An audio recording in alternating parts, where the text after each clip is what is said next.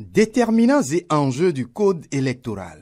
Ainsi s'intitule le thème de cette conférence de presse qui avait pour objectif d'éclairer un peu plus la lanterne du public afin de faire cesser ce que son initiateur appelle des débats mensongers qui se mènent sur la place publique à propos du code électoral. À travers un documentaire d'une vingtaine de minutes, Orden Aladatin plante le décor. Le dit documentaire révèle l'inflation des partis politiques au Bénin entre 1990 et 2015.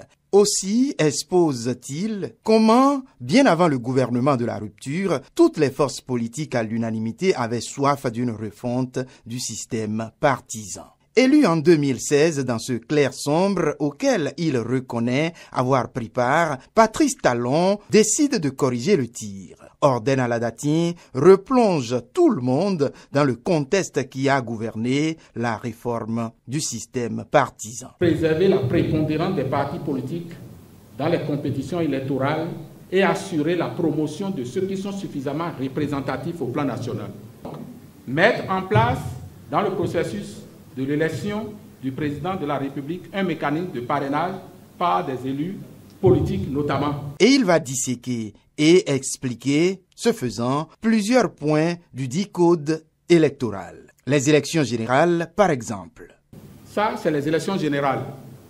Parce qu'il y avait trop d'élections, avec tout ce que ça faisait comme dans l'administration, le stress dans l'administration, les chocs psychologiques, le séminaire Zalazari a montré qu'on ne peut pas aller aux élections tous les jours. Pourquoi l'institution d'une vice-présidence? Le président fait 2 ans et meurt. Vos canflans, on ne souhaite pas ça pour notre pays. Après, on met un président. Le président de l'Assemblée nationale organise les élections, on prend un nouveau président quelques mois après. Le mandat là, ça va faire 5 ans. Donc vous cassez l'année électorale. Ça veut dire que le président qui est élu, quel que soit le cas de figure, il faut que son mandat finisse.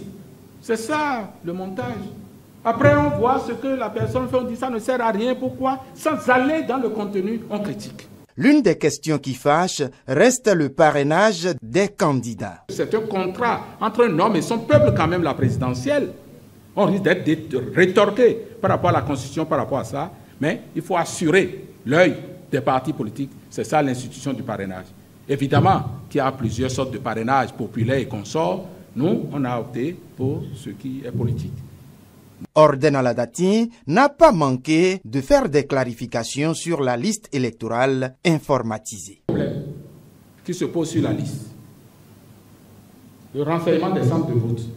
Au moment où on a mis en place la liste, et jusqu'à aujourd'hui, c'est un outil technique. Pour prendre vos données à l'ANIP, personne ne vous demande où vous voulez voter. Et c'est le siège du problème, ça. Parce qu'au moment des élections, on vous met où? Deuxième problème, c'est la question des morts. J'ai été heureux d'entendre le président de la République dire ça. Si même le directeur de l'ANIP, sa maman décède, et qu'il ne présente pas la déclaration de mort, l'acte de décès de sa maman, il ne peut pas l'enlever de la base. Au sortir de cette conférence de presse, les participants semblaient mieux aguerris sur les questions essentielles du code électoral.